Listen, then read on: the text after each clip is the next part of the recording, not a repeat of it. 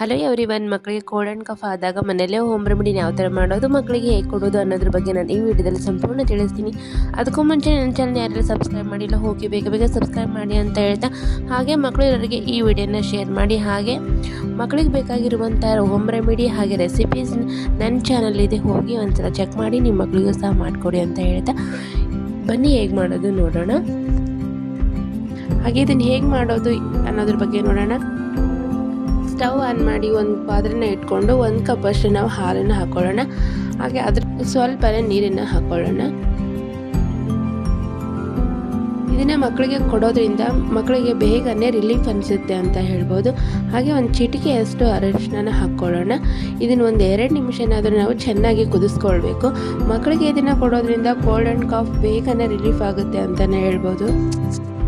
Immunity system ಸಹ improve ಮಾಡುತ್ತೆ, ಹಾಗೆ ಡೈಜೆಷನ್ ಸಹ ಇಂಪ್ರೂವ್ ಮಾಡುತ್ತೆ ಅಂತಲೇ ಹೇಳ್ಬೋದು.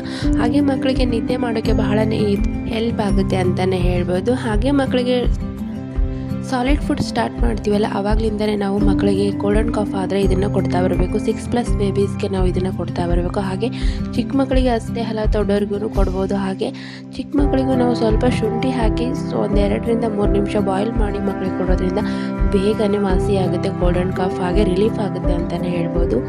ಹಾಗೆ ನೀವು ಮಕ್ಕಳಿಗೆ ಇದನ್ನು ಬಿಸಿ ಇರುವಾಗಲೇ ಮಕ್ಕಳಿಗೆ ಇದನ್ನು ಕೊಡಬೇಡಿ, ಆರಿಸಿದ ಮೇಲೆ ಮಕ್ಕಳಿಗೆ ಕೊಡಿ ಅಂತ ಹೇಳ್ತಾ, thank you for watching, bye.